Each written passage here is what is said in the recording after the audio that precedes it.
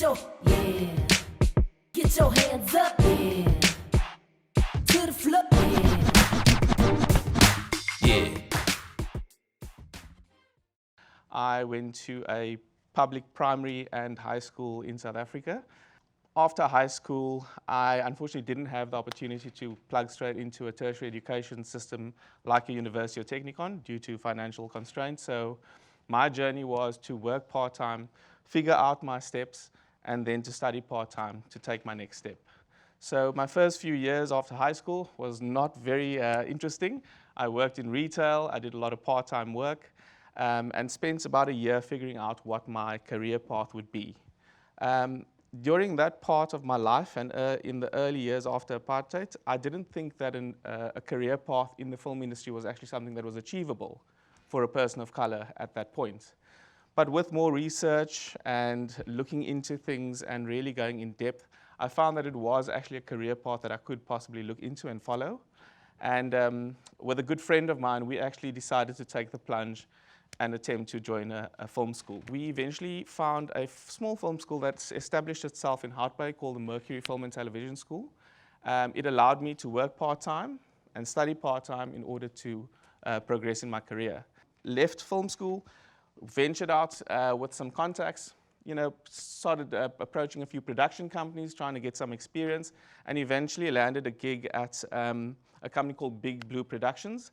It was a small documentary, a company that specialized in documentaries in Observatory in Cape Town. I was able to get a position as a production assistant there.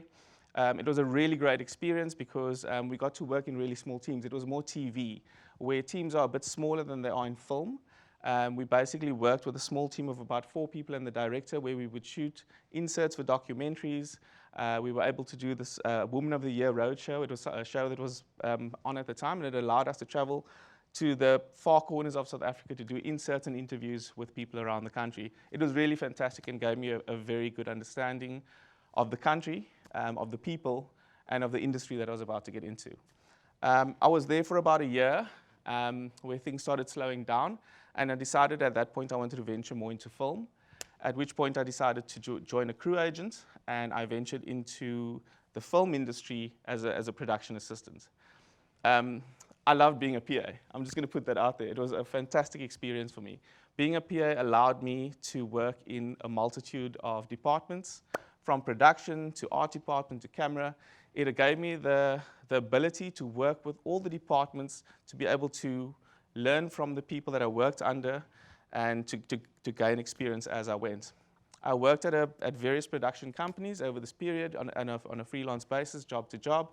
Mainly commercials, the odd music video here and there, the odd little short film, but it was all sort of arranged through my agent at the time.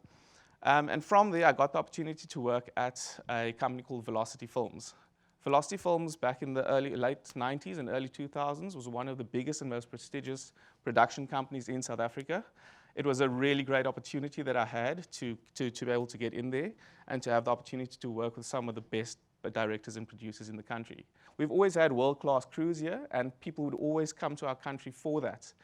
We have a great service industry where we are able to service companies from all around the world. We've got massive followings in the UK, Germany, the US, France, internationally. We have world-class crews that are on par with those people that you would find in the United States or the UK. So we've got a really strong industry, but what Velocity was able to do was also to put forward our creative, our directors, to show that there are amazing ideas and concepts to come out of South Africa, and directors. And they were one of the first companies to really put us on the map. So for me, being able to get an opportunity there was a fantastic step in my career. At the time, I was told by my agent that you're going to look back at this and you're going to realize that this is an opportunity you really needed to grab with both hands. At the time, I obviously did all I could. I started working on one project there, but with Velocity, they had multiple teams. Lots of different teams. There was the service division, which concentrated on international work, where we serviced international production companies in South Africa, bringing their directors, bringing their ads or projects to South Africa, and we facilitated them here. And there was the other side, which is the director-based teams, which basically had various directors that were facilitating local and international work, but serviced here and shot here and produced here using our local directors.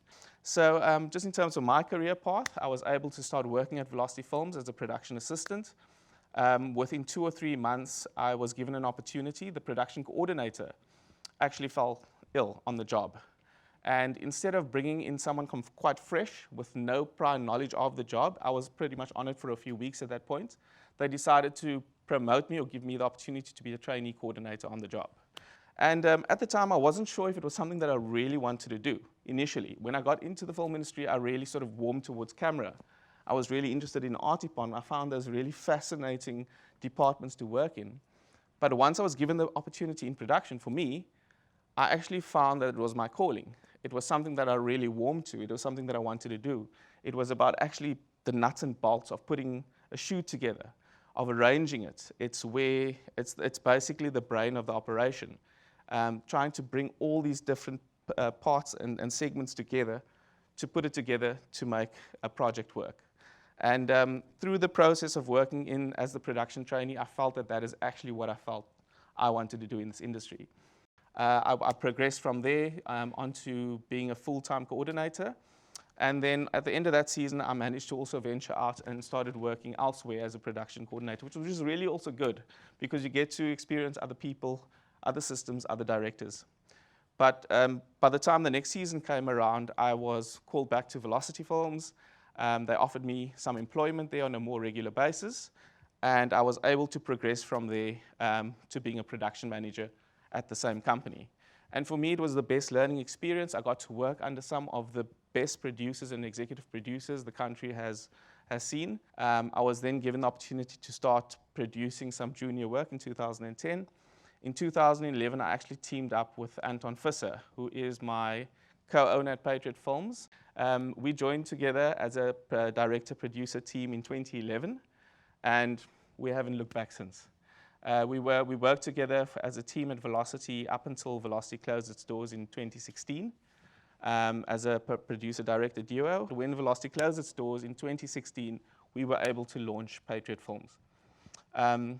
From there, my company has grown from just being a little 3-man team as we started in 2017 to where we are now running 3 teams with just signed a 4th director, having a service division and kicking on with our little content division. So it's been a journey and it's been a progress, but every step that you take, it is a worthwhile experience. Whether it's positive or negative, it grows you into the person you are today to progress to where you need to be one day.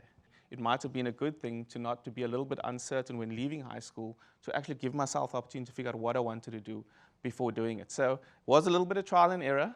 I didn't grab the film industry as my first option, but with the opportunity that I was given and the time that I gave myself, I was able to latch onto it. I always felt that initially that I would go straight into long form, which is movies, and that is sort of what drew me to the industry, was to work in film. But once I got into it and being a junior coordinator on a feature, I realized that in that process, I was very removed from the production initially. I was mainly in the production office.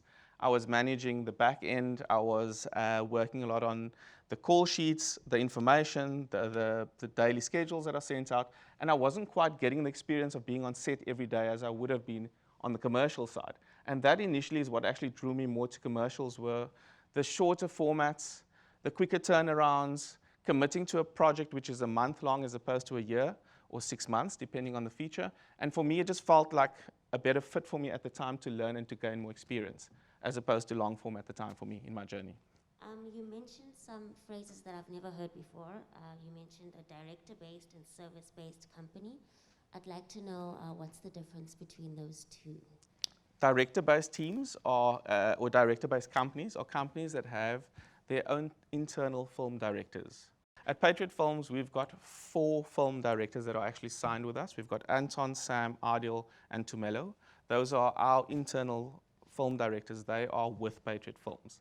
So when we get in briefs for commercials, for projects, we are able to either the clients or agency will come to us asking for a specific director based on their showreel or their experience, and we will be able to put that person forward, or they will come to us asking for a director that's suitable for a project, and we will put them forward.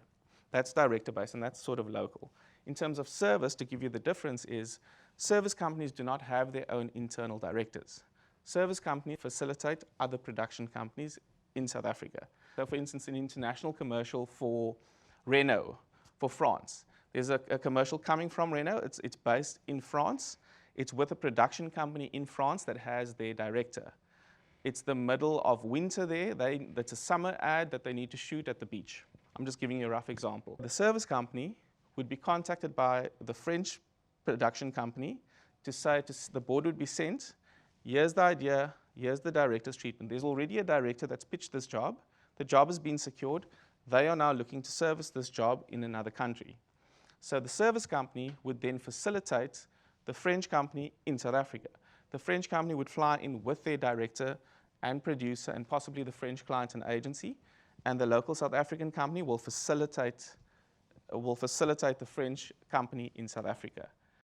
So just to give you a quick little introduction, this was a commercial that we shot at the beginning of last year, and it was on TV. I'm sure some of you have seen it. It was shot locally here in South Africa, produced locally, and finished off during the course of the year before it went on TV.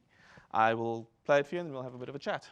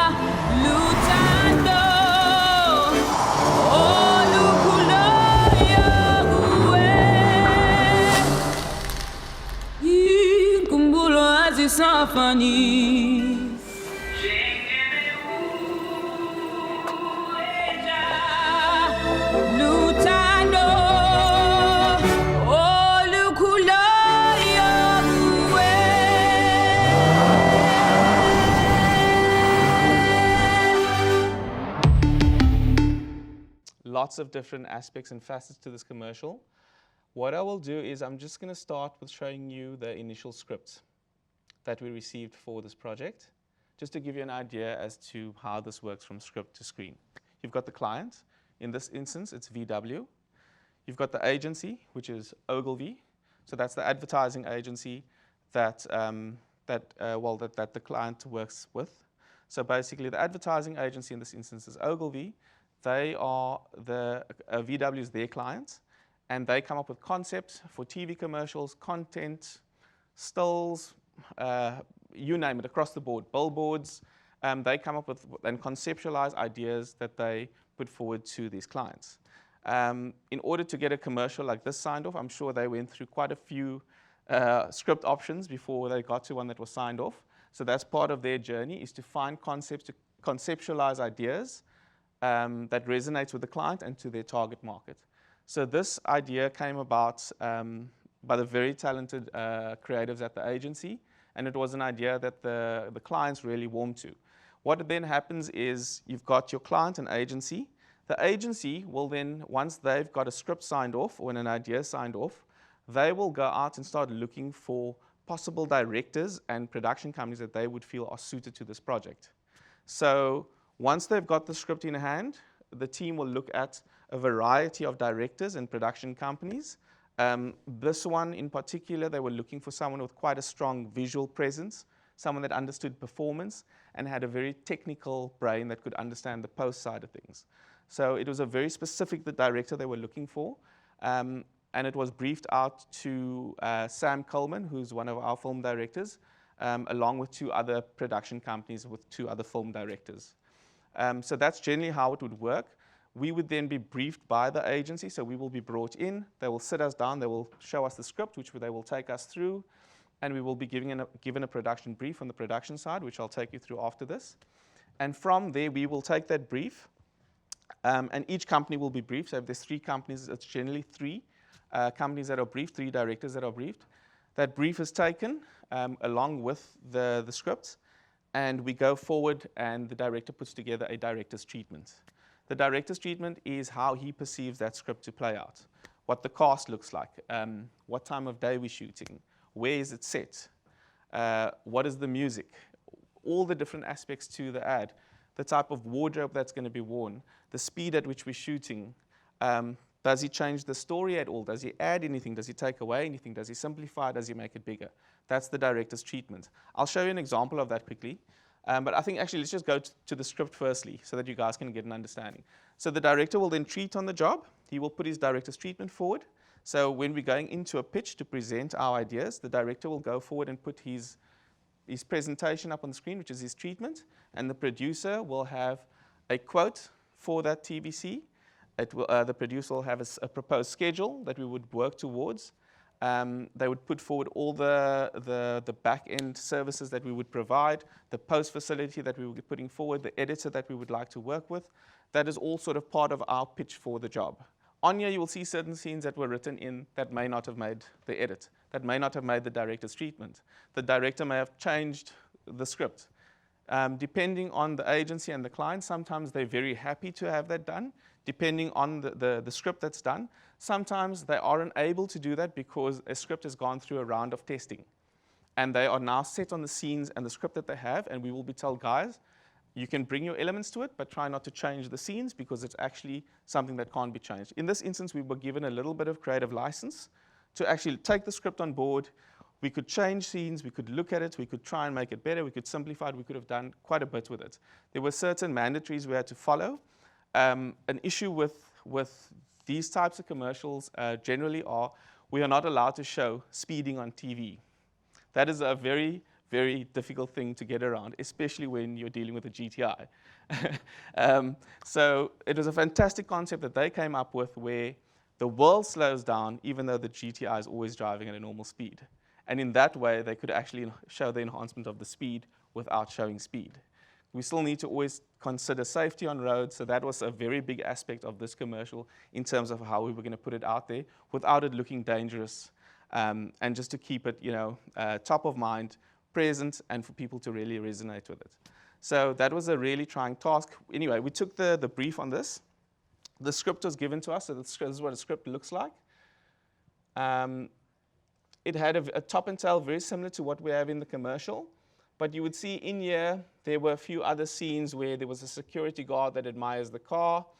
There were a couple of other scenes that they had in here that we sort of lost, and a few things that we inserted. So the director took it, he added his own input to it to give it an interpretation. So I'll give you an idea of what the treatment looks like. Initially, you go in with your treatment and you try and blow them away. That is always our first prize, is to go in there and present a treatment that just wows the room, that there's no other treatment that's going to measure up to this. And you sell it in a way that they don't want anything else but your treatment. So there are subtle ways in doing that. Initially, in the treatment, we would adjust a few things. We would have to give reasons in certain instances why we've done that. And then there are other instances where you would maybe look at it in the edit, where certain things will be shot. We might not feel that it would work, but we always try and give ourselves the latitude to only look at it in the edit suite with the editor. Sometimes the most fantastic scene that you shoot, you feel is just the strongest. And once you get into that edit suite and you look at it and you see it in the flow of the commercial, and it might just not work.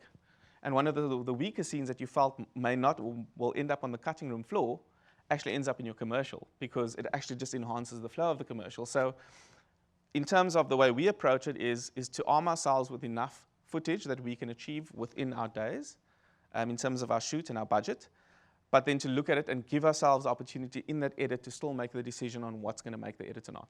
A lot of that comes down to the client and the agency too.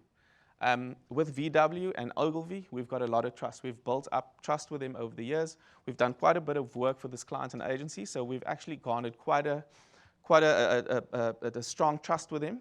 They really allow us to be creative. They take our ideas on board. There are certain times where there are, as I said, are mandatories that we can't get around. In those instances, the agency will mandate that to us. Guys, we can't show speed. Guys, we have to show these certain scenes. These are the ones that need to be in the commercial. We're a bit more flexible maybe on these 4 or 5 over here that we could possibly work around.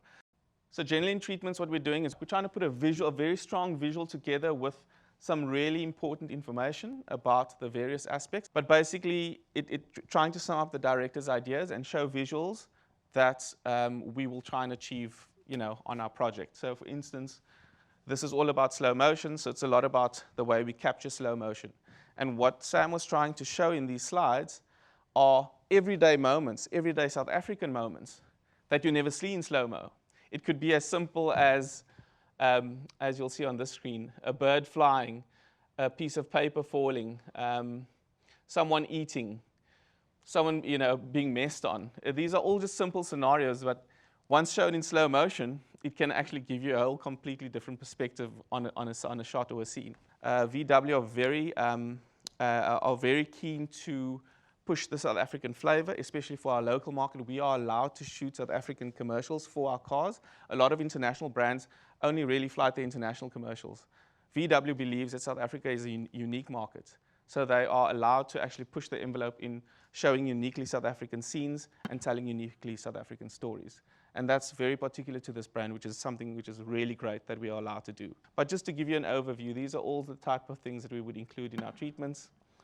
It's visual references, it's talking about human truths, the physics of this ad, for example, now the slow motion versus real time. Also how we will shoot that, the technical aspects of it, because sometimes shooting something at normal speed and shooting something in slow motion, obviously we wouldn't be able to shoot them together in one shot. So the way we would do that is separate them into layers. Sam has highlighted certain scenes like the candy floss scene in the commercial with some footage to understand the physics of it, how it looks in slow motion. Unlocking performance bits. For example, the guy towards the end of the commercial is falling down the stairs. He's in slow motion, and they grab his pen and put it back in the pocket. But if you look at his eyes are still moving in real time. So how do you get him in slow motion with his eyes in real time? So those are all little tricks that we had to sort of incorporate to get this ad done. So here, for example, was a quick single shot with many elements, as you will see in the commercial, where we had the fire hydrant, the car driving past, the lady with the dog, the gentleman at the Boerewors stand, and how it all comes together. So this was sort of an idea that we expanded on. It was a simple idea as to how to do many scenes in one location. So it's, in a way, you're showing how to save time, but you're also trying to establish the big scene in the commercial and how we will achieve it in a very small space of time and within one location. Just showing techniques that have been used in previous commercials and movies where slow motion and live action is combined.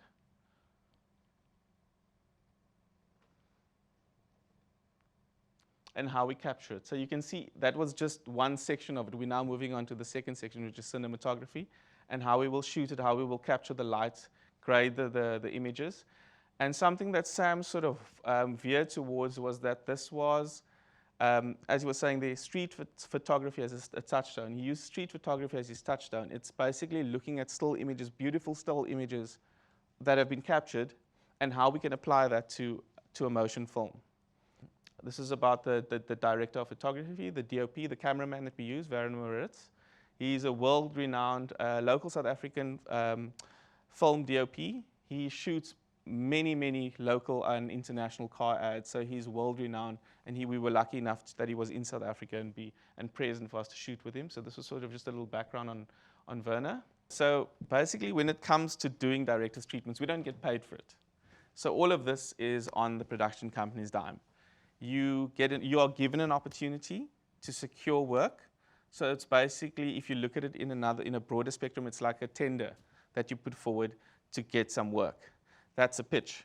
In this instance, we had to rely on a lot of our production partners. We had to rely on a post facility to assist us with some videos, which would generally cost an arm and a leg to try and put into this treatment. We would have to get researchers on board that you pay daily for them to come on board and to help you to put a presentation together, conceptualize it, write some ideas, put your present, find the images, find the videos, and to compile those documents.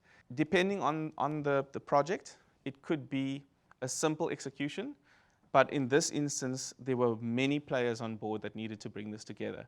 And initially, there is an expense to it. You obviously have to look at this as an investment. So we are going to be putting together our presentation. We are going to go in there and we're going to try and blow their socks off with this presentation. But in order to do that, you are obviously going to have to invest in it. No matter how talented you are, no matter how much experience you have, a lot of it comes down to subjectivity. If you are presenting a fantastic treatment to clients and agencies, but they actually subjectively feel that another idea is better, yours can still be fantastic, but it might not just be the one that they go for on the day. So those are the risks that we take in this industry, especially in the commercial industry, and as a director-based company, is you don't land every single job that you pitch on. When you pitch to your directors, Stephen, do you keep the budget in mind, or are you going to assume they're going to give you like loads of money or little money? Like, what's the mentality? Very good question. It's actually something, I just wanted to quickly just touch on this before we move on. I will actually bring that up. I'll show you the production brief. We are actually given a budget to work towards. So generally, so the director will be briefed on the creative side, the scripts, taking that into consideration. The agency producer will be chatting to me and be giving me a production brief, which I'll pick up with you shortly, which basically indicates a deadline, a material deadline that you need to hit in terms of your project ending, where and what you need to be doing with it in terms of the formats, how you need to be delivering it, and a proposed budget that they have in mind for the project. So they actually give you a spec to work towards. Generally what you would do is your producer and your director would take that information on board, and the director will have that in mind. The producer will guide the director to say, well, with that budget, we could possibly afford 3 shoot days. You can afford a decent amount of post, but we're going to be a little bit tight on your prep. But that is a conversation then that happens with the production team and the director to figure out what is the best approach for the job. Sometimes there are times where we come in and the idea that we've got is maybe bigger than what the budget allows. And then that is a presentation that is for us to go in and sell. And if we can get the agency on board and they really believe in the treatment and you can try and sell that to the client, there's an opportunity to maybe try and get a bit more money. But there are other instances where the production brief is quite explicit. Just say, guys, this is the money that we have. Unfortunately, there's not going to be another cent. Please try and work within the boundaries of the budget. This is how the commercial was sort of achieved in layers. As you will see, just going through this, a foreground layer which is captured in camera. There's then a background layer, for example, leaves blowing behind the vehicle. The car is then captured, and then the location. Not every scene was captured in this way, but when we had live action, different elements in foreground and background, and different speeds that we needed to adjust, this is the way that we would capture it. In certain instances, we would be shooting this with green screens in between. Obviously, even shooting them in completely separate locations, and then putting them together. So just to give you a quick, rough understanding about how this all played out. Again, shooting one scene, you would need to shoot 4 times for a commercial like this. It looks quite simple, and in the commercial, you'd never say that. But in order to achieve those levels of post, that's actually how we would have spec'd it. And this was a good indication to show the client and the agency when we presented this to them as to how this would work, because not all of them are very technically minded. And we needed to, obviously, in the treatment, show them how we could achieve this quite simply. And this was a good illustration of how we could put it all together quite easily. As you can see, there were various frame rates. For example, the foreground image is shot at 800 to 1,000 frames per second, which is super slow-mo, whereas the GTI shot at 21 frames per second, which is 4 frames faster than standard. So it would make the car a little bit quicker than it would be perceived. Again here, within speed, there's calm capturing the performance of the actor. Another thing to bear in mind, for example here, a very important aspect of this is the lead actor. What kind of person are we looking for? What is the target market that the client is trying to pull in with this ad? We ended up with a fantastic actor that you'll see in the commercial. The balance that we had to strike there was someone that was laid back but fresh, appeals to a broad band of the market, has appeal for young but also for slightly older market.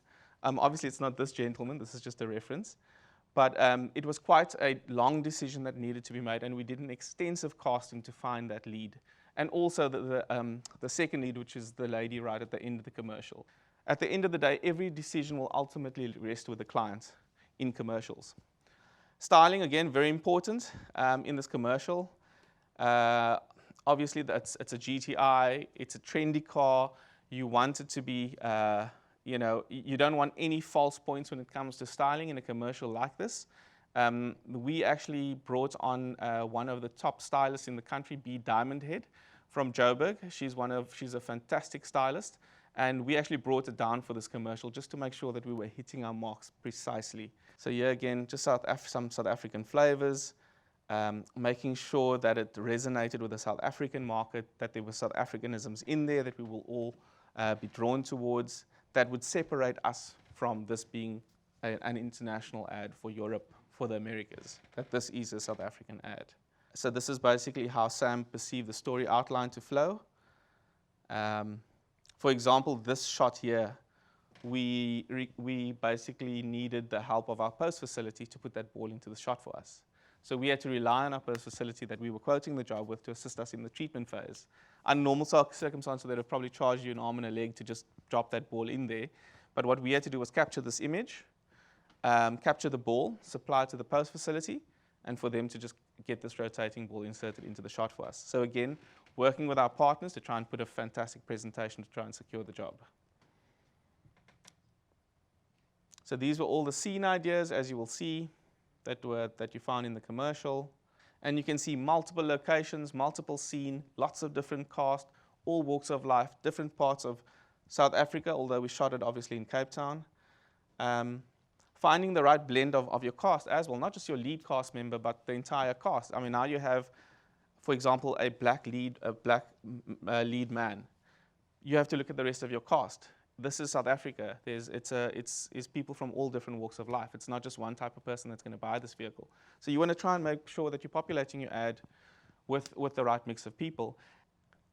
Enhancing the car and showing off its features, also a very big part of this ad. Besides the main ad that we shot, there were also what they call stings that they shot, which are these little 6-second bursts that they will put out on YouTube, those pre-rolls that you see, which could just be one shot of the interior of the car with the VW logo, or the car going nicely around a corner, or a shot of the headlights of the vehicle with the logo. Those are all little extra bits that we will put together. So there was a main TVC, which was a 60-second commercial that flighted on TV. The version that I showed you up on screen was a 2-minuter, which was the director's cut, which is a slightly longer version that they will play online. So that'll be on their websites, it'll be on their ads, and then there would be slight cut downs of that, maybe a 30-seconder, a 15-seconder, and some 6-second stings that they would use. And those would be peppered across different formats, be it Twitter, be it YouTube as pre-rolls. There's various formats that they would use. So we would shoot the main ad, we would take into consideration all the cut downs that we need to do, all the little stings that we do. Sometimes we need to add in a few little extra shots into our shooting schedule. That will ultimately be left with the editor, and for the editor to then cut that down into the various formats that we require. And every single format will be overseen by the director. Every single edit will be looked at, will be approved by the agency firstly before it goes to the client, and then from there the post is applied. To talk a little bit about the boxer scene, it's quite an interesting one. We wanted it to look real. The guy needed to take a punch, and you can't hide anything in slow-mo. That's just something that you need to know off the bat. If you are missing that punch slightly, if you're trying to cheat it in slow motion, unfortunately, there's no room for error. So initially, we cast the role for actors, but we ended up casting it with actual stuntmen that could take a punch. I don't know if you remember the scene from the movie X-Men in the top left corner. It's about the gentleman that has supersonic speed, and he can run around a room and redirect bullets. And for example, that scene when he moves the bullet, we use that same concept for our gentleman putting the pen back in the guy's pockets as he's walking up the stairs. So that was sort of a homage to the X-Men scene. So there were certain things, if you look closely at the commercial, that we picked up, I wouldn't say stole, but sort of had a look at from other movies, from other films, from other features that we could take and assimilate and use as ideas for our commercial. The track that you're hearing on this commercial was actually a vital part of the ad. And this was entirely Sam's idea, my director. It was a fantastic idea. The song is Edith Piaf's No Regrets. It's a very famous old song. And what we did with it is we took the song and we re-recorded it using non-copyright, and obviously putting a very South African flavor to it. Re-recording the track, and we played it for the client the first time. They absolutely loved it because it was basically taking a piece of European history and repurposing it as a South African track. Again, we needed the client to buy into it because it wasn't something that was initially spec'd or budgeted for. But I think they saw the potential with it, and they backed us, and we were able to push on with that track. So very big part of that commercial was actually the music and how it played into it. In order to put a big track on a commercial, it costs a lot of money. It's not cheap. A lot of the times which we recreate tracks, or we will design or come up with our own music or use library tracks, but there are instances where clients want to have a big track because basically the feeling that you get from the track resonates with the person. It's what you hear, what you feel for the commercial. It ties into your feeling for the product. In terms of the sound design, we had our sound recorder going out with the car, actually recording the engine noise, putting the mic next to the exhaust, getting in the vehicle, the doors opening and closing. All those little sound effects that you hear are actually from the actual vehicle. So in this commercial, because we know petrol heads are very intense people, they know what their cars sound like, they know what the capabilities are. So we didn't want to cheat anything when it came to that. We used the real sounds of the vehicle. We wanted it to be as authentic as possible. And that's just a whole other aspect that went into this. That's on the shoot day, your sound recorder in between shots, asking the driver to take him out, doing around, getting recordings of the vehicle and making sure that it's crisp and that it obviously works with what we need. So the sound mixer in this instance will be briefed by the director to give him a list. You'll look at the shot list and you'll basically give him ideas as to what we're going to be looking for in terms of the sound bed that we're going to use at the end of the commercial. There are times where you take creative license where your sound mixer on the back end of the job, your sound engineer, will be adding extra effects like a bubble bursting, like birds flying or water gushing, which obviously you add to it. We try and get as much of it in camera and on set as we can, but obviously there are post elements that are added afterwards that assist in this process too. In order to have an understanding of how this would play out, in order for us to be able to understand what we would need in terms of the elements for the shoot, for example, the way this is broken down, we would need to shoot this in 4 layers, which means we would need to quote to shoot this in 4 layers, which means we need to allow the timing to shoot this in 4 layers. So even though it's just one shot, we're not just doing one shot, we're actually shooting 4 shots to achieve this. So what we had to do in this instance is bring our post partners on very early in the process. So before securing the job, we brought them in, we sat them down, we took them through the treatment and Sam's ideas. We brought them on board to assist us in trying to put this together for an understanding, to take it forward to the agency and client, to give them an understanding of how it would play out. And obviously from our side to assist us with how we would schedule to shoot this and how we would cost it out to shoot it. As you can see, there's multiple layers to this, so we really need to firstly figure it out technically. So that would be Sam and the post supervisor sitting down, analyzing the storyboard, going through each shot, looking at what post is required for which scenes.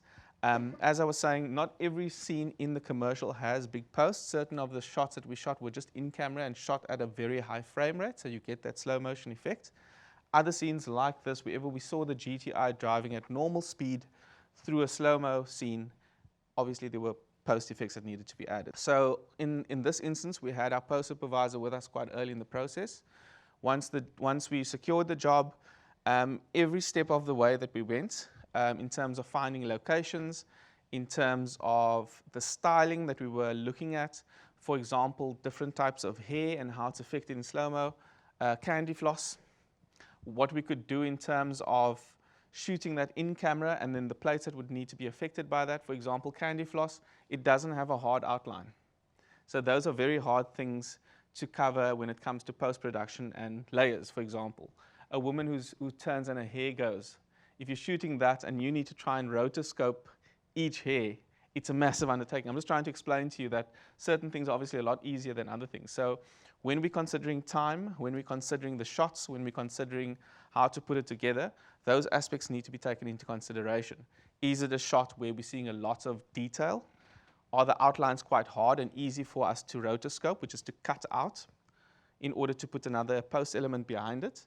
Or is it really tough? For example, a girl's hair, or a candy floss bubble, or something along those lines. So those need to be considered when addressing post and how it's going to be affected. Because a lot of the times we will always say, oh, that's fine, we'll leave that and we'll sort that out in post. On a job like this, you need to sort that out up front. You can't leave it for the back end. Every shot needs to be considered. You need to figure out the technical aspects up front so that you're shooting it in the correct way, so that your post supervisor feels comfortable how he's going to achieve that on the back end.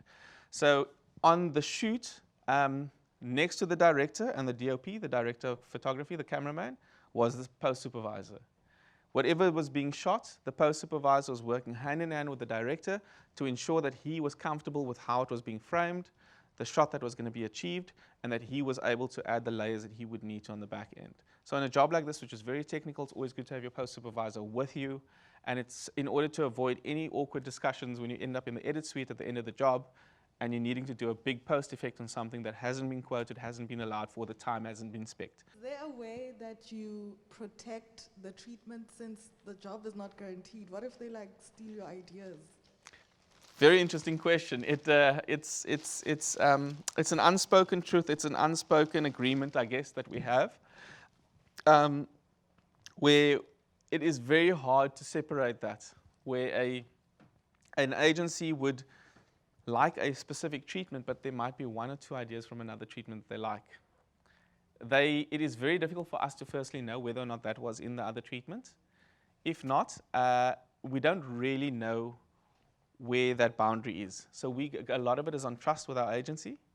We will know very specifically if we have come up with certain concepts that are 100% ours. Exactly. There's no guarantee that no one else has latched onto that same idea, but what are the chances of someone else getting a non-copyright to re-record Edith Piaf's No Regrets? So the brief, I think, came in January, I think it was the second week in January 2021, so the beginning of last year. And I think we delivered that treatment in less than a month. I think it was about, if we look at it in its entirety, about 3 weeks we worked on that presentation to put it together. In order to do that, it's always handy when your director has a vision for it immediately. What we will do is we will take a brief, we will sit down as our internal team, our director and I, and maybe we bring our researcher on board and we sit and we have a conversation about how we want to do this, how we want to put this presentation together. Who's the post facility that we feel is going to deliver on this? Who's the post facility that we feel is going to be able to give us a little bit in our treatment that we can maybe ask a favor for, to put a little slide like this together for us, to give us an understanding, to possibly drop a ball into a shot like that, in terms of your post play out. So this is when you're going to go to your post facilities, your preferred suppliers, your partners, to go to them and say, this is an amazing job. We feel it's got great potential. How do you guys feel about it? If we bring them on board and they are as excited by the project as we are, and they have the capacity, hopefully they will be able to help us and come on board for our treatment. In certain instances, we can pull favors. In other instances where we can't, we would actually have to pay for it. We paid our researcher a daily rate. I think we had 2 researchers on at a stage. There was post that was brought into it. There was music that had to be considered. This is just so that you know, that's not a standard amount that we would pay. Generally, we're looking for a pitch fee. You're looking in the 20, maybe 30K mark, depending on the size of the project. But this was a job that Patriot, as a company, felt we really wanted to land. So we actually felt it was an investment in the treatment to make it as fantastic as we could to land the job. There's a nervous wait for about 4 or 5 days. Sometimes it's just a day or two where you've presented and you walk away and now you wait. It's basically sitting there and waiting for that phone to ring or that email to come through. And 2 days later, we got the call from the agency. The TV producer called me and she just said, you have blown us away. The creatives absolutely love the treatment. They love every aspect of it, and we're really keen to take this forward to clients. 2 days later, I think it was the Monday after the Friday, we went in, presented to the clients. Again, we pretty much had a standing ovation for the treatment. So the risk in this, it was definitely worth the reward. They loved it. They bought into it immediately. We were basically told in this instance that our treatment was head and shoulders above anything else that was presented. So, it really felt rewarding in that instance. I can tell horror stories of the flip side of that, where you also put the same amount of effort into another project and it doesn't go your way. And you really do, unfortunately, feel gutted at the end because you've put all your time, energy, your blood, sweat, and tears into it, and it doesn't always come off. So in this industry, you know, there's always risks, but sometimes the rewards are worth it. In this instance, obviously, it paid off big time. Are you in partnership with this ad agency? How do they choose production companies to pitch? How did you land your first chance to pitch? Did you get contacts from Velocity Films, or how did that go about? Good question. So we've obviously had to establish a track record. Firstly, in this industry, most of what you do, most of what you garner, most of what you achieve are based on personal relationships. Obviously, it also comes down to the work that you produce, but relationships are very important, I think, in any industry, but especially in the film industry. As Seaton will tell you, there's an old saying, you're only as good as your last job. Because if your last job was poor and word gets out or people see it, they don't really want to work with you. They will be a little bit hesitant. So from our side, and it's something that I guess I gained from my experience at Velocity and all the other companies I work for, is the standards that we set for ourselves are very high.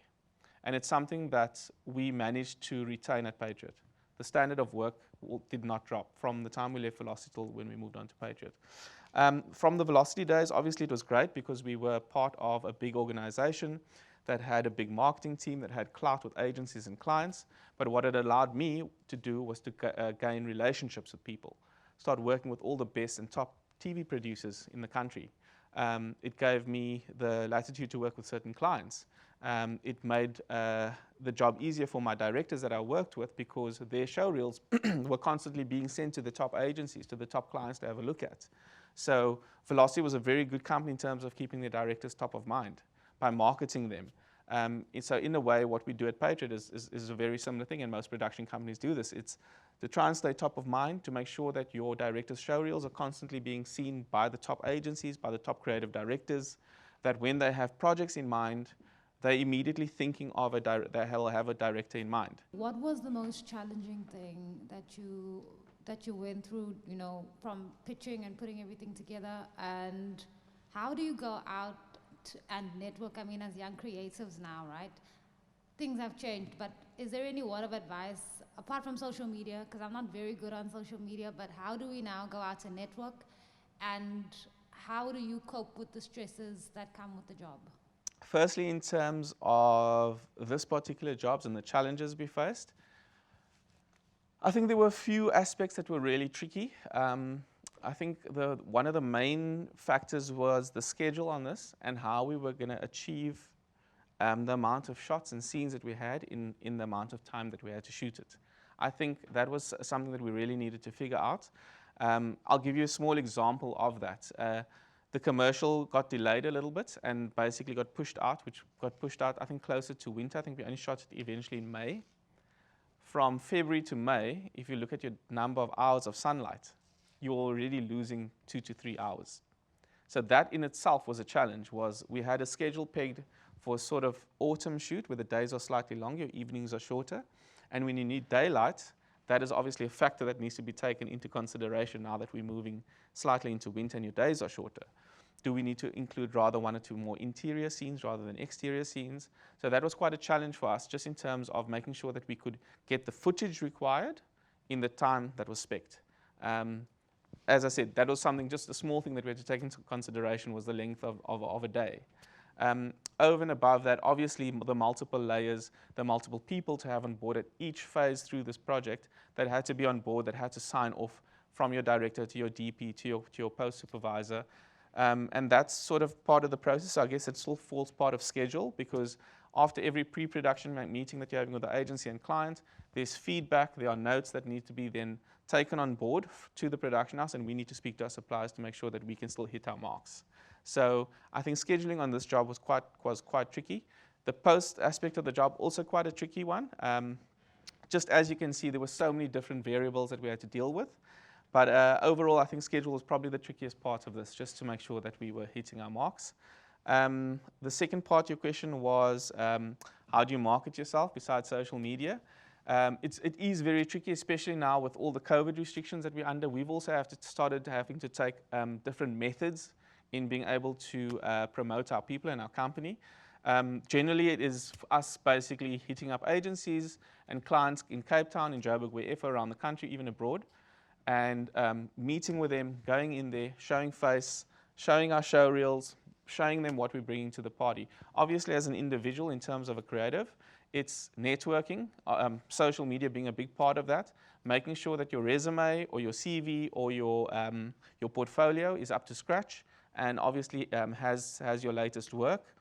And it's making sure that you're networking with the right people. So if you are looking to be a copywriter, if you are looking to be a researcher or a director or whatever your long-term goal is to make sure that you are contacting and looking at the companies where you feel you could progress. All right, so what I'm going to do now, I'm just going to show you an example of a production brief. So along with the script that I showed you earlier, which was just basically the written script of what we were supplied by the agency in terms of the concept. So that is basically supplied along with this piece of information, which is the production brief. On here, it'll tell you the basic details of the ad, client, production title, the duration. On here, you'll see it was 1:45 initially. We did a 2-minuter, which we eventually got the client to sign off on. You'll see there'll be cut downs and USPs. These are like little different scripts that we had to shoot, which highlight the different new aspects of the vehicle. They'll tell you how to finish it, which language it's in. There's a material deadline and a proposed budget, as you'll see there, which was 4 million for this particular job. We did not go in with a 4 million rand budget for that job. We went in way higher, and we really had to motivate to get it. But I think once we took them through our ideas, our techniques, and obviously being completely transparent with the way we quoted the job, the way we spec'd the job, we had to motivate to the agency and to the client, and eventually they bought into it and gave us just a little bit more to try and get it over the line. Along with the production brief, you'll see what it asks you to quote and what it asks you to exclude. For example, we pretty much quote for everything from as soon as we receive, and the way it would work is you present it to your ideas to the agency, to the client, you present your cost to the agency and the client and the schedule. And if they're in alignment and they agree, it gets signed off, and you're issued, the production house is issued with a first 50 PO, a purchase order. And that is basically a confirmation saying we are now taking you on board as the official production house for this project. On the PO is an amount of money for your first 50, which is generally 50% of the budget that you've given in. And then that is your go-ahead to now proceed on the job. Once that is received, the director will go on to writing his cast brief. I'll show you an example of a cast brief, as well as a location brief. Those are two very important aspects, and that's pretty much the first step in the line of production. Obviously, casting, very important, and locations also almost equally as important. And generally, those are what we look at doing, along with a storyboard and some initial references that we will show to the agency and client at our first meeting, which is generally a week or two after the job is confirmed. So we will get this production brief. It'll tell you exactly what to include and exclude. For example, on this, we had to exclude, so we basically quoted for everything, which is pre-production, casting, scouting, catering, security, art department, wardrobe, location scouting, crew, vehicles, post facilities, camera equipment, grips equipment, lighting, you name it. It's all quoted within our quotes. There are certain things that they generally ask us to exclude, which you'll see here, which is your cost, performance, and usage fees. So that's for all the money that you're paying for talent, for all your actors and your performers. That's their day fee, and then their usage once the commercial flights. So the way, just to touch on that quickly, in commercials, your talent receive two amounts of money. Firstly, they will get their day fee. That's for being on set on the day. And then they will get a usage. So should they make the edit, obviously your leads will generally make the edit, but sometimes certain featured extras those scenes could fall away. If it doesn't make the edit, they won't get paid usage because we won't be seeing their face over and over on TV. If they make the edit, they will get their day fee and they will get their usage, which will generally be dependent on the period. I think on this job, let me just see if they've included a usage period. It's generally, for a job like this, it'll be 1 year for SA, TV, and internet. So that allows the agency to flight that ad with that person in it on TV and on the internet for a certain duration. And that's how the usages work. So in this brief, they've asked us to exclude usages. They will cover that. Music, composition and licenses, all audio including final mix, voice recording, agency travel, accommodation per diems for a shoot if in Joburg. So that is just a basic guideline on what to include and what to exclude for me as a producer, how I'm going to spec this job, and what they would like to see in the budget. For the things you said that they asked you to exclude Yeah. because they're going to cover, does that mean that will they cover that in the 4 million, or do they have their own budget? They have their own budget. Okay. So basically, what would happen is on a job like this, if it's VW, the client, they will spec a budget that is given to the agency. So within that agency budget, part of our budget would be formed. So basically, our budget would plug into their overall budget, and then they would obviously feed that off to the client. So yeah, so their costs are not included in our production house costs. That's over and above. So this was a very early iteration of the cast brief. For example, the lead role. Vuyo, the lead, age and demographic, 25 to 35-year-old black male. GTI is a cool car, but our guy needs to be relatable, a guy next door. And just because his performance is fairly minimal, in that he's navigating the world and reacting subtly here and there, doesn't mean it's performance that's light. In fact, for him to carry this, it means the opposite. He has to be able to pull off varied performances, beats, simply through looks and gestures, a sidelong glance, a raised eyebrow, a polite resigned sigh, while he waits for the slow world to pass by. So as you can see, there's a brief that is put together. It's carefully thought out about what this character is, who he is. So you'll see here, power walkers, demographic, 35 to 50, all races. Candy floss kid. So you'll see every single person, the boxer, the trainer, boxing coach, taxi driver, every single one of them has a brief, and every single one of them is cast in that specific way. So what then happens is the brief is drawn up by the director. Sometimes sometimes he does it alongside the creatives, and they do it together. So at the agency, you'll have the copyright and the creative director along with our director, but a lot of the times the director actually puts a brief together. It gets sent to the agency. They will make notes or make adjustments. There'll be a bit of a discussion before it gets sent to the client for final approval. Once the client looks at it, approves the brief, we will then go and we'll brief a casting director. And basically, this entire brief, along with the fees that we get from the agency, are supplied to the casting director. The casting director will put a full brief together, which he will send out far and wide to all the talent agents, actors agents, people that he will possibly go to directly, but he will basically then set up a casting for us. That casting will probably run, depending on the size of the casting, for 2 or 3 days, sometimes a week, where he is bringing people in. During COVID, it was a little bit different because we actually got people to do self-tapes in certain instances where we couldn't get them to be in a room with the casting directors. But in terms of casting, so he will send that out far and wide, and he or she will try and get the best people into that casting room to get them on tape that they will then send to the production house. So what will happen is, for example, let's just take this role here, the street food vendor, which was the hot dog guy, the boerewors stall guy. There would have probably been 20 people that came in just for that role. And there'll be 20 videos of that. So for each role, you're looking at however many videos. That's put together nowadays. We'll probably just put it on a link or FTP sites or a Dropbox. Back in the day, we would have to go and physically collect tapes from the casting director or discs that we would use. Nowadays, it's obviously a lot easier with everything being digital. But then our director will need to sit and trawl through 500 videos of each role, each person. He will maybe shortlist people that he feels are good. So maybe for each role, he selects 4 or 5 people, maybe sometimes only 1 or 2 if he feels they're only good. That will then be selected. He will make his shortlist. We will then put a presentation. So then we go into, I might as well talk about locations alongside this. It's the exact same thing that we will do with the location brief. So as we send out a cast brief, which goes to a casting director, we send out a location brief that goes to a location scout. So basically, in the same vein as what we do with this brief, We will put together a list of locations that we feel are suitable for our requirements. We need a boxing gym. We need a nice exterior of a house without a high wall, because we need a shot of a car driving off the property. We need a nice office space for the ending that has a lift, that has a nice foyer where there's a reception area. So very specific notes that is given to a location scout.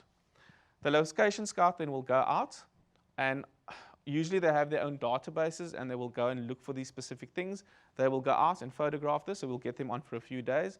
They will also contact location agents who have their own databases and have their own locations on board, where he will send the brief out to and get possible options on board. So at the end of that week, he will come back and he will present a list of locations, obviously with images, to my director. So my director at the end of that week has a long list of cost, all the options, the same with locations to go through, for him to shortlist from, that we will then take to our first meeting to present to the agents and the clients. We will then obviously put forward our preferred options with some backup options. Hopefully, we aligned with the agency in their thinking and their selections. And then from there, if we are aligned with them, we will present that to the clients. And that generally happens at the first pre-production meeting. At this point, sort of getting into the process now, we start with casting and scouting. We also then brief our art director so that he can start looking at what these locations are. Maybe what we will do for the first meeting is put some mood boards together. A mood board is a reference board for a location or for a scene. Let's take the candy floss scene, for example. For that scene, we're going to speak to our art director. We're going to say it's a young lady. She's sitting on a bench, probably in the city.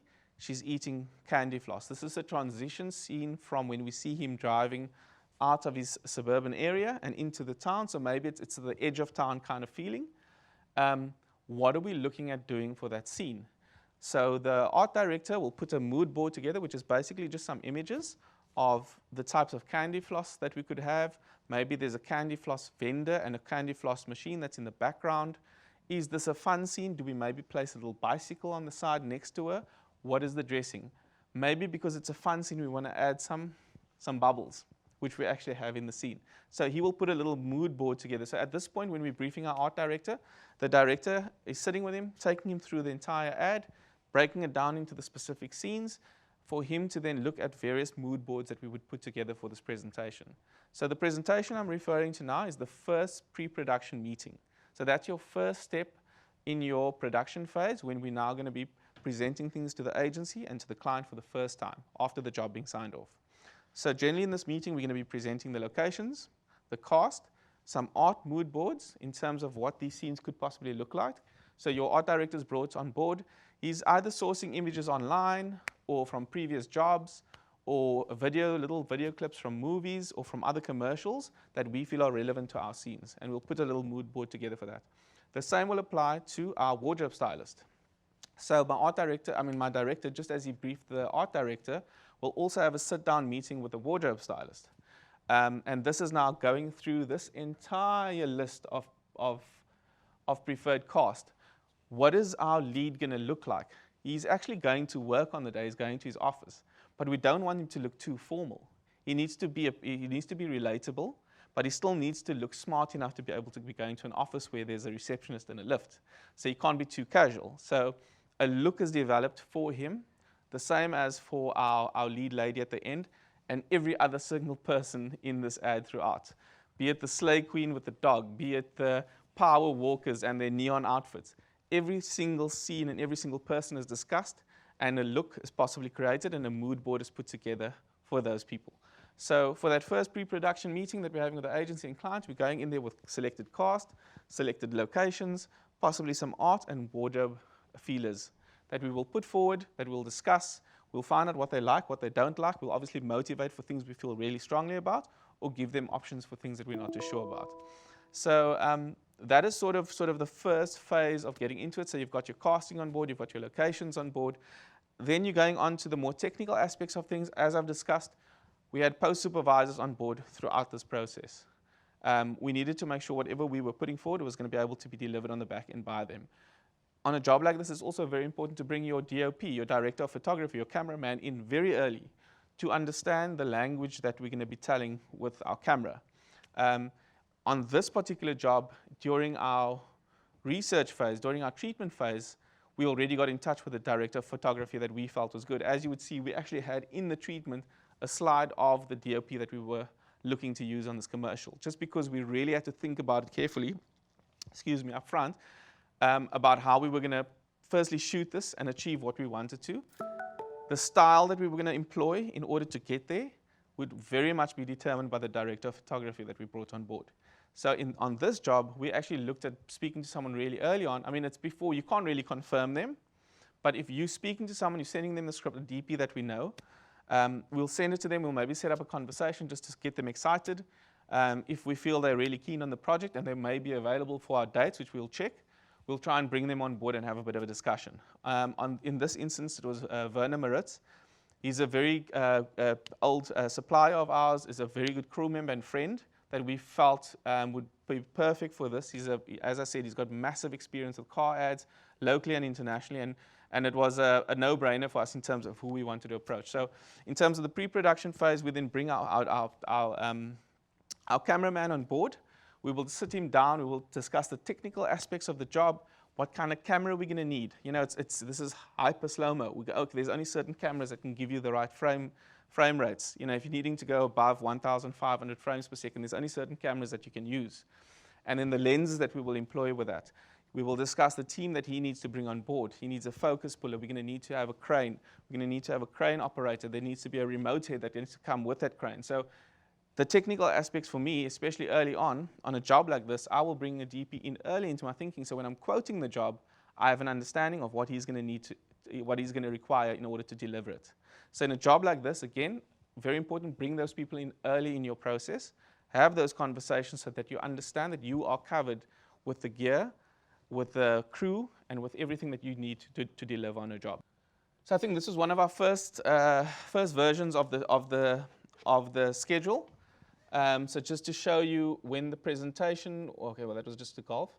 Job go ahead, receive PO, so that's when the job actually goes ahead. But here we go, so to show you, for example, on this date, we confirm the cast briefs, we brief the cast out.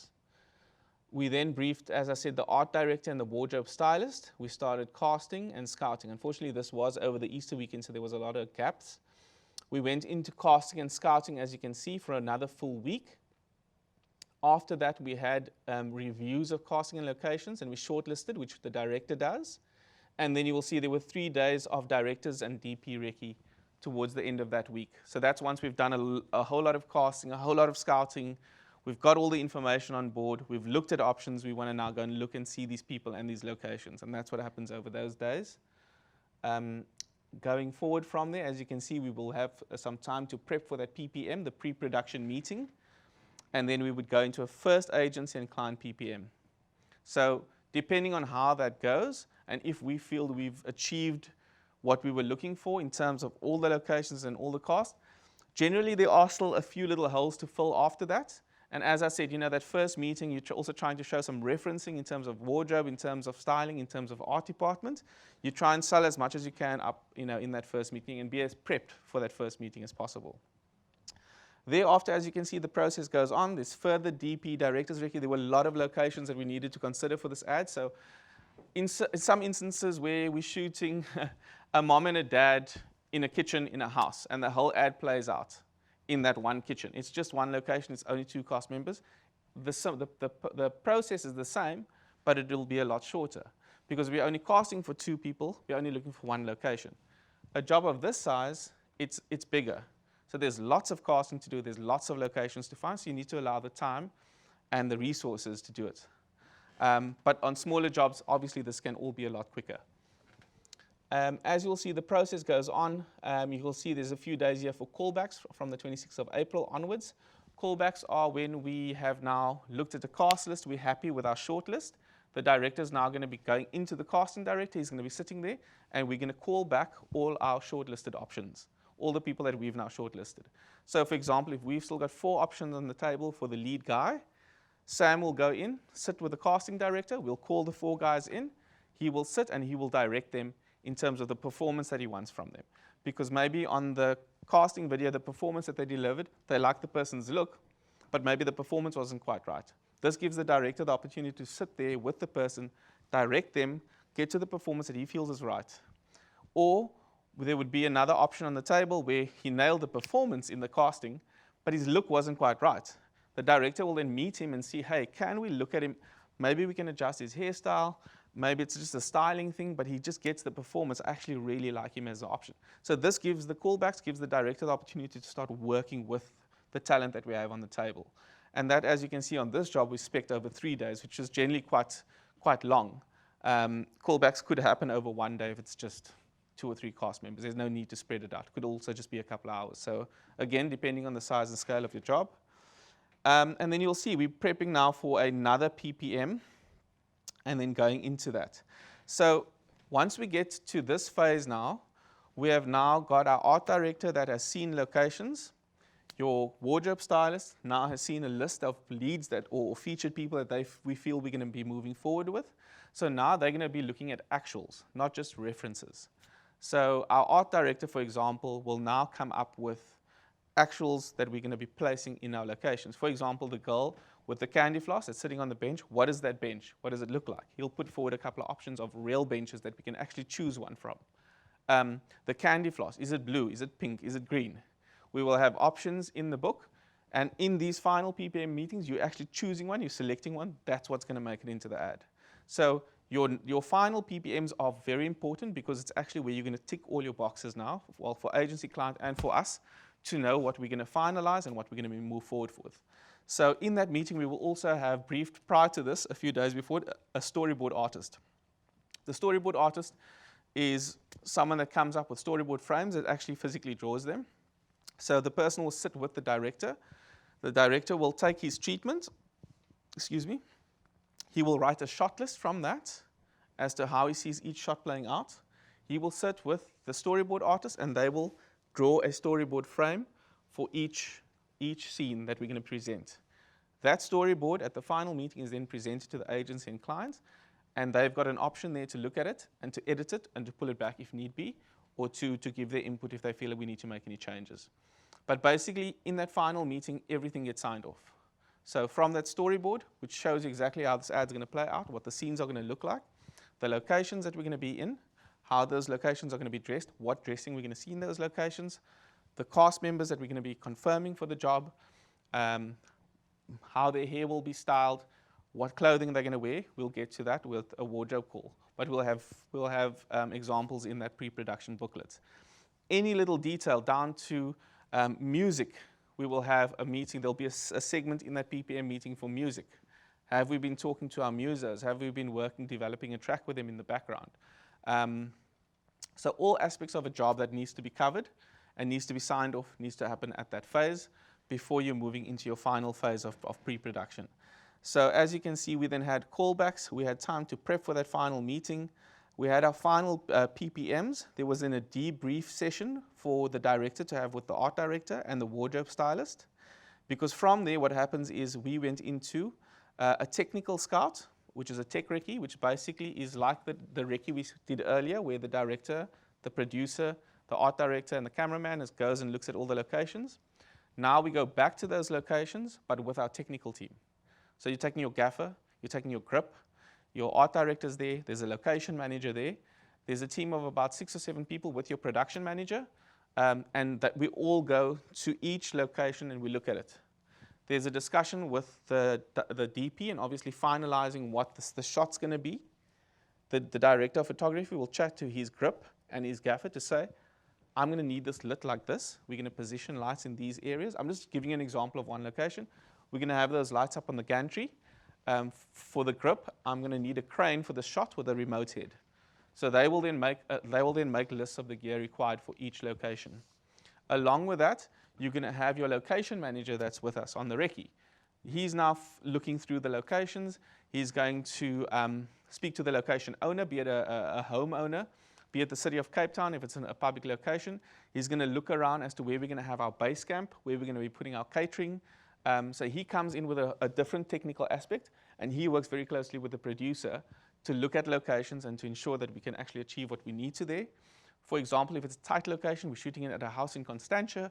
It's very clubby. They are very difficult there and sticky in terms of the neighbors and the film shoots they allow. it's a green belt area, we might need to set up our base camp a kilometer away, and I might need to get a shuttle in that's going to move my people up and down. We're not going to be able to park trucks in the road here. We need parking for those trucks somewhere else. So a location manager, very important, especially on that technical recce, in terms of setting up. So these are all the different players that we have on board then for this meeting. The technical recce is going to establish what we're going to need for the shoot, basically. So it's all the players on board. Your art director is finalizing his props list. He's working with your director. At the end of the tech recce, once all the locations have been looked at, your gaffer is going to come and sit with your producer and your production manager, and he's going to give you a list of lights and requirements and power that is required for the different scenes. We'll look at different days. At that point, we've got an assistant director on board. Assistant director is the person that shouts action and cut on set. He works very closely with the director, and one of his main aims is to keep everything rolling on time. Time is obviously a very big factor when it comes to shoots, and a minute can't be wasted. So early on in the process, at the technical recce stage, your AD is basically looking at the entire shoot, the number of scenes, the number of shoot days that you have allowed, and he's going to start putting together a shooting schedule as to how we're going to put all these scenes together, which scenes are going to fit on which days, what your call time is going to be in the morning, what time you're looking to wrap, allowing time for location moves, going from one location to the next. So again, another vital cog in the whole operation is your AD, and he works very closely with the producer and the director to put the shooting schedule together and to make sure that when you're on shoot, your days are flowing and you're sticking to your marks, giving a specific time to each shot in order to achieve your day. So he plays a little bit of Tetris sometimes because he needs to make sure that everything fits in. So again, a very vital cog on that technical recce to be part of the process, to understand, guys, the best part of the day here, for example, the director of photography will say for our opening scene, it's either going to be right at the end of the day at sunset or first thing in the morning when the light is most beautiful. So the AD will come to the director and the DOP and say, guys, okay, for this is day one. We've got 5 scenes that we need to get through. There are 3 locations. I'm assuming you're going to want to shoot at this house in the morning because the light's going to be at its best. I would suggest we go to an interior location in the middle of the day when the light is flat and horrible, and then that opens it up for us to do our driving shots on this day right at the end when the light's beautiful again. So he will take all those factors into consideration. He will also need to work closely with the location manager. Are we able to access that location at 2 o'clock in the afternoon? No, that location is only available between 10 and 1. So we need to factor that thinking, okay, then do we maybe move that onto shoot day 2 when it becomes available? So again, as I said, it's playing a little bit of Tetris, getting those blocks all in place to make sure it all fits in. So on that technical recce, he's on board. We're all talking to each other. All the heads of department are there talking to each other. For example, the AD will speak to the art director. We are moving now from the exterior candy floss location to the interior boxing gym. He'll speak to the art director. How much time do you need to set up at the boxing gym? Art director says, hey, I need to do all of this. We can't get in there early. I'm going to need at least 3 hours to prep that location. The AD will say, okay, you know what we'll do? We'll rather put another location in between to do a small shot here that will allow you that time to prep that location so that by the time we get there, it's prepped and we can walk in and shoot. So as you can see, it all has to work hand in hand. All these conversations need to happen. So on that technical recce day, we're looking at all our locations. All those conversations are had. We then have a catch-up meeting at the production office on the back end of it, where we put everything on the table. At this point, your AD has already done just a really rough outline of what the 3 days will look like in terms of when we're shooting what. Your art director should have a good understanding of what is going to be required on each day. Your cameraman or your DP, his gaffer, his grip, they will understand the gear required for those days, which they will then bring across to us. We will then have to look at it firstly in terms of the schedule. Does it all fit in? Secondly, can we afford what's being put on the table here and on the production side? Does it match what the budget has? And thirdly, are we getting the right times of day to shoot the right shots? And are we allowing enough time for each of these scenes to be filmed? So those are very important meetings because a lot of the big decisions are made there in terms of how your shoot's going to play out. So that's the technical recce day. From there, you'll see on this job we needed rehearsals because there was a lot that needed to be considered. We actually rehearse certain scenes ahead of time. It's maybe not on the location, but it's just with the artists, with the actors, doing specific things. A silly example was in this ad, the dog that the lady's walking with. There was supposed to be a scene where the dog actually jumps and bites the boerewors out of the man's hand.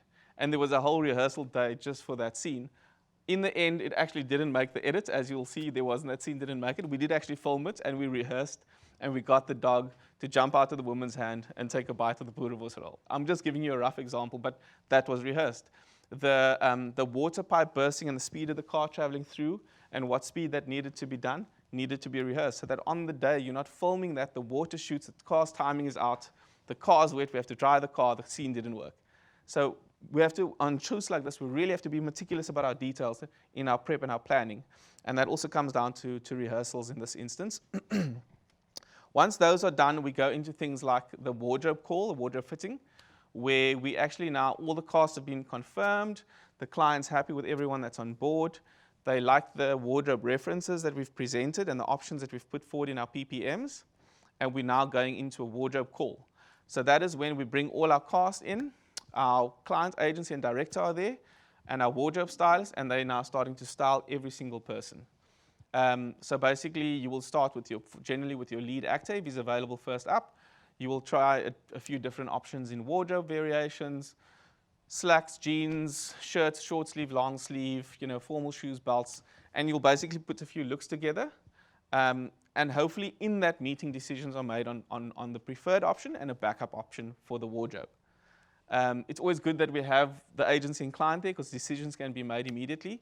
But in this day and age, a lot of it's also done remotely. We will either just do a video call, or it will be as simple as sending an email or have a WhatsApp group where we're sharing images of wardrobe to get approval ahead of being on set. Sometimes we'll go in with more than one option, and sometimes we also need more than one wardrobe change for a cast member. So that's also taken into consideration. But every other person, every other featured extra, the girl with the candy floss, the boxer in the gym, it's all considered, down to the amount of sweat we're seeing on his T-shirt. So down to those fine details. Sometimes at the wardrobe call, we also have our makeup and hairstylist that's there to already give the lead a bit of a look. What is his hair going to look like? What's our lead lady's hair going to look like? And we're already styling that in our wardrobe call. So again, it depends on the job and the amount of detail that we're looking at. So your cover page is basically giving you details of the job, who's going to be on board, and a basic overview of what the job entails. On here, sort of on this cover page, it's a big Excel document that's used, and formulas are pulled through on all aspects of it. So for instance, if you're putting in 3 shoot days on the cover here, that's going to pull through into all the departments within this budget. So it means each crew member will be on for 3 days. There'll be 3 days of catering. There'll be 3 days of vehicles. So for each section, if I'm popping that on my cover page, I'm just giving you an idea of how the template works. That will be pulled through to the rest of the documents. On this one, for example, we had 3 shoot days. You'll see the budget broken down into the various categories here: pre-production, casting, camera equipment, studio setting, locations, catering, transport and fares, data management, post-production, and you can see everything is considered. Let me just go into pre-production because you were asking about research and how do we pull that back and how do we quote for it. So I just want to pull up an amount here. As you will see there's a line item for research and development under expenses that's been quoted. So that is in the quote, and that's for our researchers that we're going to be bringing on board.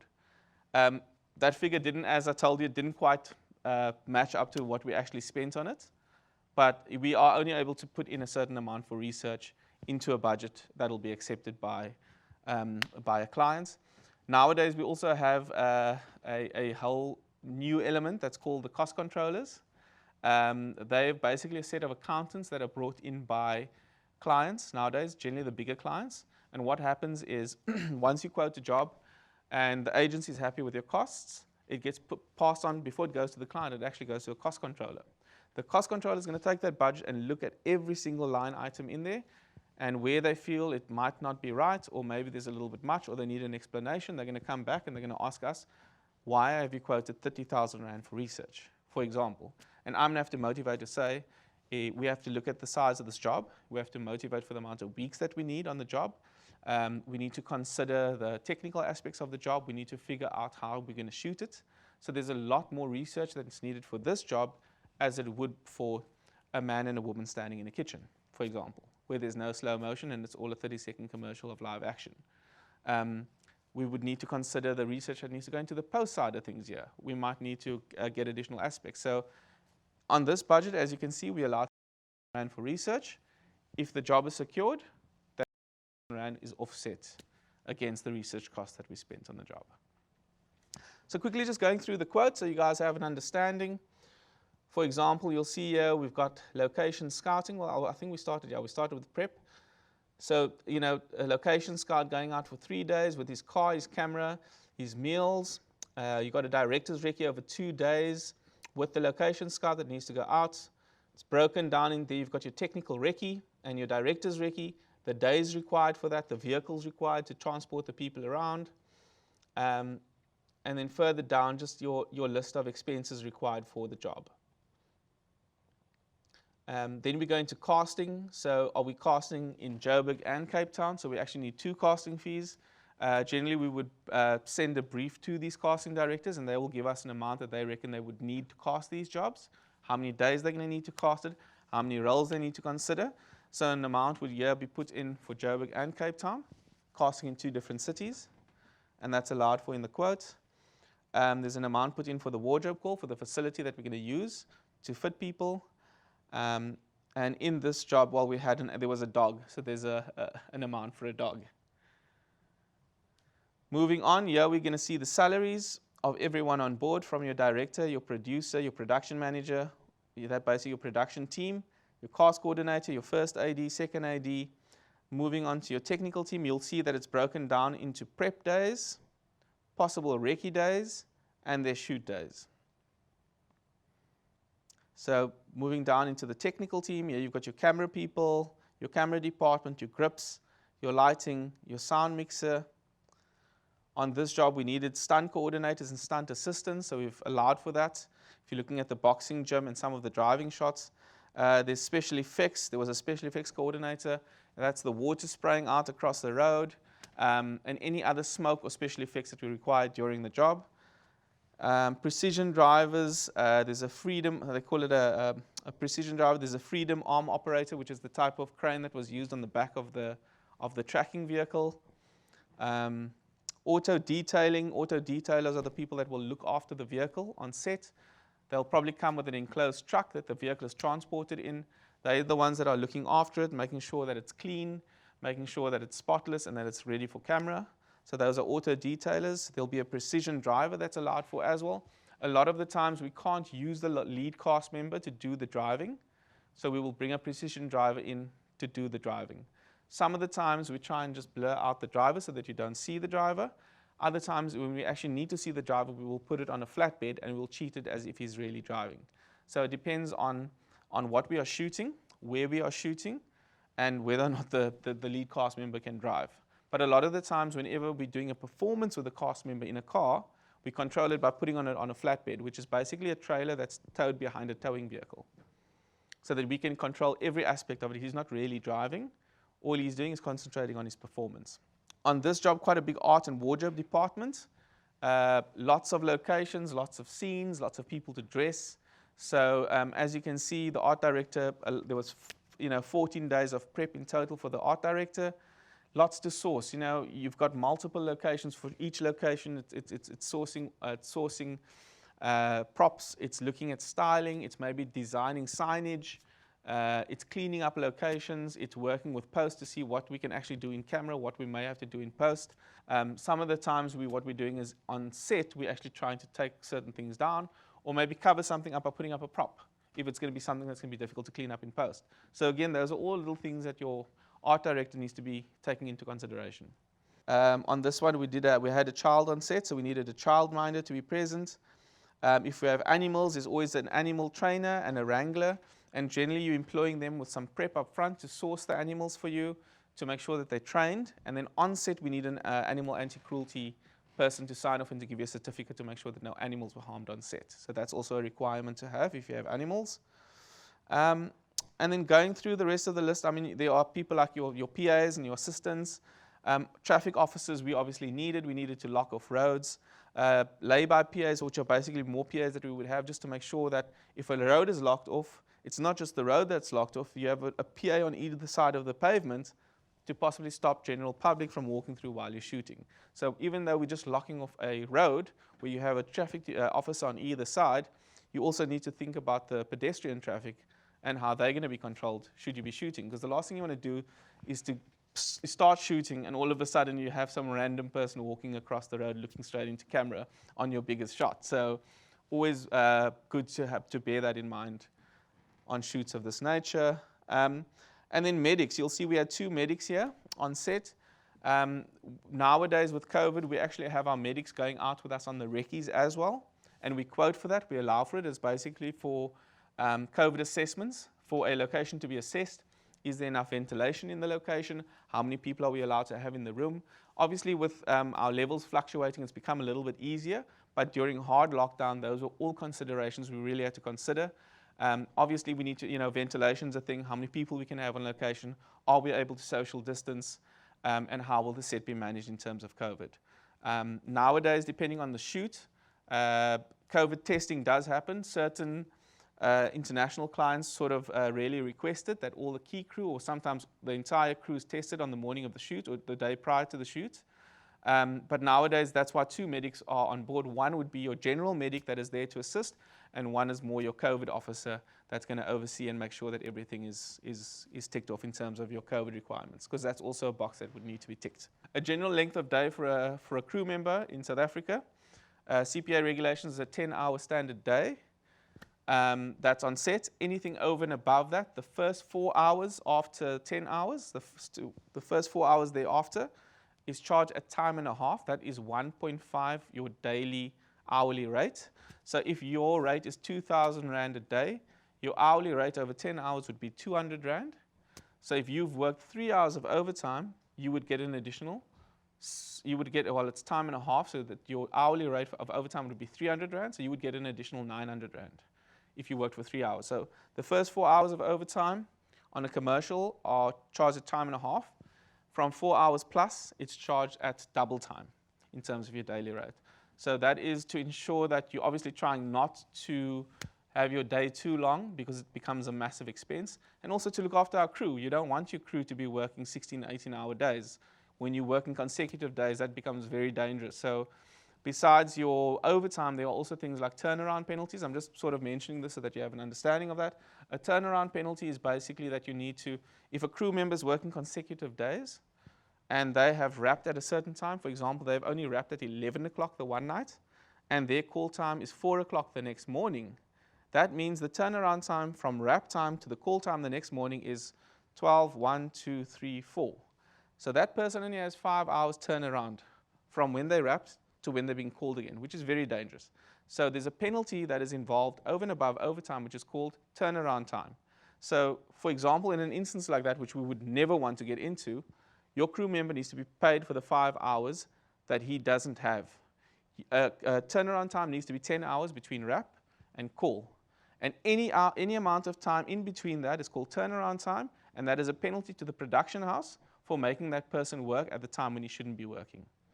Does that make sense? It's just so that it's protecting the crew. And obviously from our side, coming from, as a freelancer and having a background as a crew member, I very much try and look after my crew as much as possible. Just like your team, your crew are basically the people that are going to ensure that you're going to deliver on your job at the end of the day. So when it comes to your crew, always try and look after them as best you can. It's a difficult balance because as a production house, you're always trying to maximize what you can do, but it should never come at the the benefit should never outweigh what would be the detriment of the person involved. So just on that, just obviously making sure that we always look after our crews. Yeah, you'll see it's basically how we quoted the camera, lensing, and DIT VT requirements. We went with we went with a Sony, and we went with the Phantom 4K is what we shot on camera. So the Phantom 4K, I think it allows you to shoot up to 2,600 frames per second. So it allows you to go super slow-mo. And obviously for this commercial, we needed that capability. So we went with the Phantom 4K and the Phantom Flex. There was also an Alexa Mini, which we shot on for certain other scenes that we didn't require the slow-mo for. So if you have a look at this, we had a two-camera setup. For all the slow-mo, we needed to use the Phantom.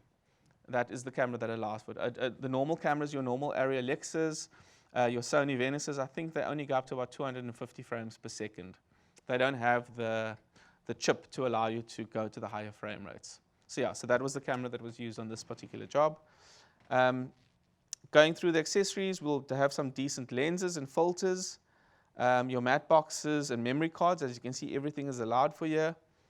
In terms of your DIT and VT, mix and overlay, Q-Take, so these are all the systems used to play back the footage from the camera for everyone to see. And obviously your DIT and his geared to transfer it. We had a set of Cooke S4 lenses on this, which is a really decent set of lenses. Yeah, and then obviously just things that you would always need to consider, things like equipment insurance, which gets added onto our quotes. In terms of grips, these are all the things that we needed for our cameras to set them up, legs, heads. On this one, we had the Trinity arm and a tracking vehicle. So that allows a camera to be positioned on a crane arm on the back of a vehicle so that we can track alongside a car to get all our beautiful car shots. Just trying to see if there was anything else specific on here. Yeah, and then as you'll see here, also broken up into interior and exterior lighting packages. Something that we always have to bear in mind when shooting super slow-mo is you need a lot of light, more than you would for shooting normally. When shooting slow-mo, because the frame rate increases at a rapid rate, you need to make sure that there's enough information that's supplied for the chip to accept it, which means you need to basically flood it with more lights than you'd usually require. So it's very difficult to shoot high speed in low light. So on this instance, we obviously had to allow a little bit more lighting to make sure that we were able to achieve the shots that we were needing. I'm not really going to go into too much detail on the quotes, but I just wanted to give you a breakdown to show you every single thing that's allowed for. Studio and settings, at one stage we were going to shoot some stuff in studio. You'll see there's lots of things for costumes and makeup, art department, set construction, background vehicles on the road, for example. If we're driving down a street, it's just going to look completely strange if we've locked down a main road in town and there's no other cars in the street. So you need to allow for background vehicles, you need to allow for background props. In this job, we also had a taxi on the side of the road that needed to be considered. There was a guy that came past on a scooter. So all those vehicles and the drivers of those vehicles all need to be considered in your quote. Yeah, I mean, even down to wet downs on the road and greening outside the home. In terms of wet downs for car commercials, people love to wet the roads. It just makes everything look so much slicker. If you start noticing it now, I'm going to spoil it for you because you're going to see it on every single movie or every single series that you watch, and you're going to wonder why the sky's so bright but the road is wet. It's because it gives it a great look. So in this commercial, there were many roads that we actually decided to wet down just because of the feel that it gives. It gives the tar like a nice, rich, dark color, and it just makes your color grading that much easier. So even down to wet downs considered in the quotes for a car job.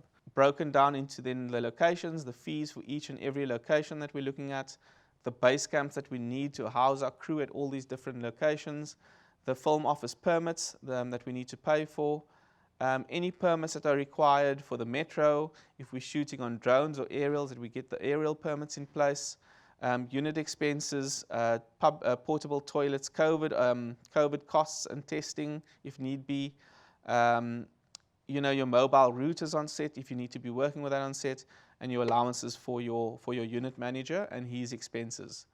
Unit managers, location managers, the same thing. They will run your set in terms of making sure that they're dealing with the location owner. For example, if it's a house, they're very familiar with the location owner. They're making sure that they're able to open and close the location when we need to get in or out of there. They're assisting the art department in possibly moving some of the furniture in the house to another room while we bring our own furniture in.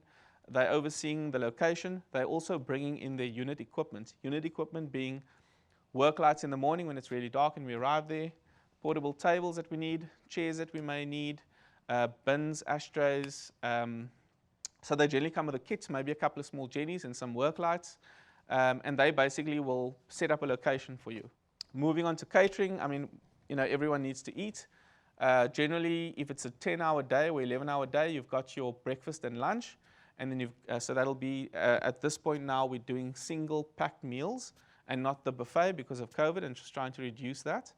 So you will have a decent breakfast and a decent lunch, and throughout the day you will have a craft service. Craft service is exactly what you saw inside. It's your teas, your coffees, your waters, little bits of snacks in between. The craft service may provide like a mid-morning snack, like some toasted sandwiches, and a mid-afternoon snack if we're not doing a dinner possibly. If we've got a longer day, maybe more than 12 hours, sometimes we're looking at 3 meals a day, so that will be breakfast, lunch, and dinner. So that all depends on the length of your day, but you have to feed your crew every 6 hours. Under this section here, we've also got hotels and per diems. If we're shooting away from Cape Town, for example, if Sam and I are shooting in Joburg, we would obviously be allowing for some hotels and flights and per diems in the quote, so that is allowed for. Or if we are bringing, for example, an art director or a DP down from Joburg, we will allow for a flight, some accommodation per diem for him as well. Transport, for every crew member that needs to be on set, every technician that needs to be on set, there needs to be a vehicle to transport the gear. So that's pretty much what's on here. You will have the actual vehicles that are going to be with us. For people like the art director and the wardrobe stylist, you will have prep days on for them because they're going to be out there sourcing props and outfits. So you will allow for their prep on their vehicles as well as the shoot days. Over and above that, you have your trucks and your bakkies and your panel vans that are required to move your gear around from set to set, and obviously to bring them to and from set in the morning and evening, as well as your props trucks, your props vans to move your props around, to dress your locations, and to obviously have those on for prep days ahead of the shoot and post the shoot when you need to wrap. The same applies to your unit team when they are needing to finalize locations and move around, do letter drops at neighbors of your location owners, so they need to move around prior to and post the shoot. And then, yes, obviously taking into consideration airfares if need be. And then a big aspect of this job is obviously post. So on this quote, it was broken down into offline and video finish, which is online. So the offline is purely just the edit fees. So that's sitting and working with your editor. And then the video finish is obviously the animation and CG part of it, as well as the online that we were doing with Black Ginger. So that's how it's broken down. And then further down here, just going through some talent insurances and crew insurances that we put in place. And that is pretty much how we break down our quote. So you can see lots of thought that needs to go into it, lots of departments to think about, and basically your producer and your director will work together quite a bit to figure out what that needs to look like, and your producer will be speaking to lots of different departments to make sure that we're quoting it correctly. Yeah.